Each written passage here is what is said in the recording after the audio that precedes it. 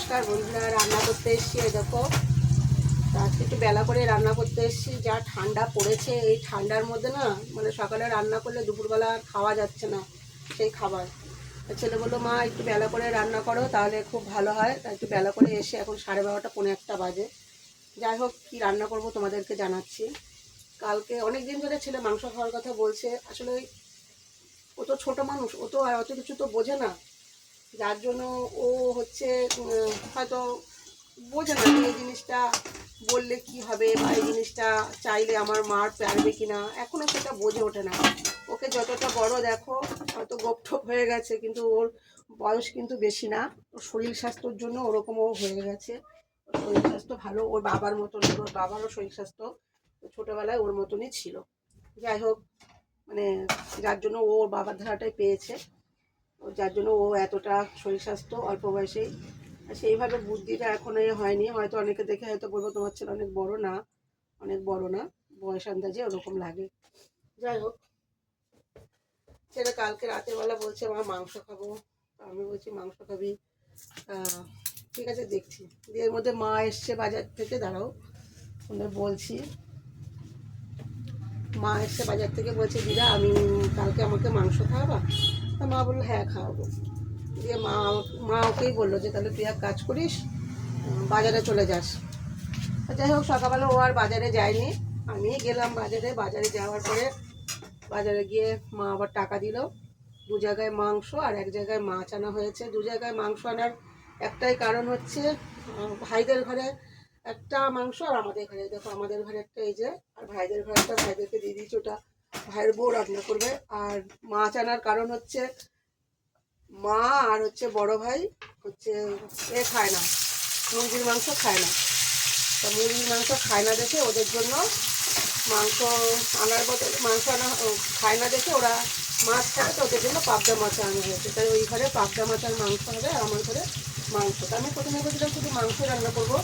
তা ঘরে একটা ফ্রিজে বেগুন ছিল, দেখি বেগুনটা কেমন দাগ দাগ হয়ে গেছে, মানে একদিন পরে হলে ফেলে দিতে হতো, কালকে দিনটা বাঁচি নেই।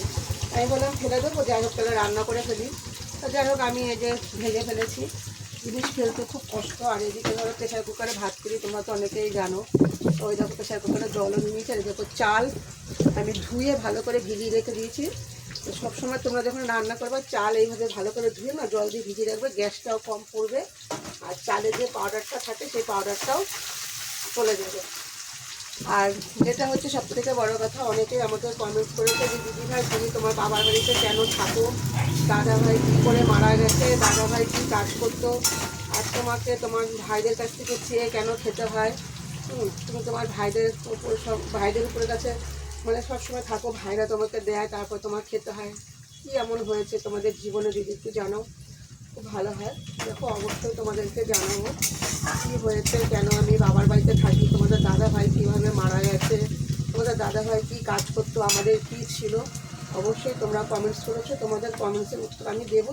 তোমরা কমেন্টস না করলেও আমি তোমাদেরকে জানাতাম জিনিসগুলো, যে আমি কেন বাবার বাড়িতে থাকি, হ্যাঁ, তোমাদের দাদাভাই কীভাবে মারা গেছে, কী হয়েছিল, তোমাদেরকে সবটাই আমি জানাবো। যাই হোক, সব তো আর একদিনে বলা যাবে না, অল্প অল্প করে আমি তোমাদেরকে ভিডিওর মাধ্যমে সবটাই জানিয়ে দেবো। ওদের সাথে কথা বলতে বলতে আমার পেঁয়াজ ভাজাও হয়ে গেল, টমেটো দিয়ে দিলাম। যা ঠান্ডা পড়েছে মানে ধারণার বাইরে। এই ঠান্ডা মানে সবথেকে কষ্ট বয়স্ক মানুষ, বাচ্চাদের, তাদের বেশি কষ্ট, যারা সকালবেলা বাইরে কাজে যায় খুবই কষ্ট। যাই হোক, আমি রান্নাটা করে নিই, তোমাদের কমেন্টের উত্তরগুলো আমি এক এক করে সব দিয়ে দেবো। ততক্ষণে বলবো তোমরা সবাই একটু সাবধানে থেকো, ভালো থেকো।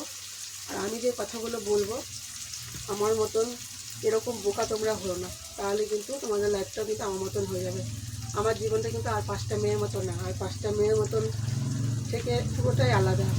হয়তো তোমরা বলবে দিদিভাই তোমার থেকেও অনেক মেয়ে আরও কষ্ট আছে, কিন্তু তাদের কষ্টটা আর আমার জীবনটা পুরোটাই আলাদা, যেটা তোমরা হয়তো অনেকেই জানো না।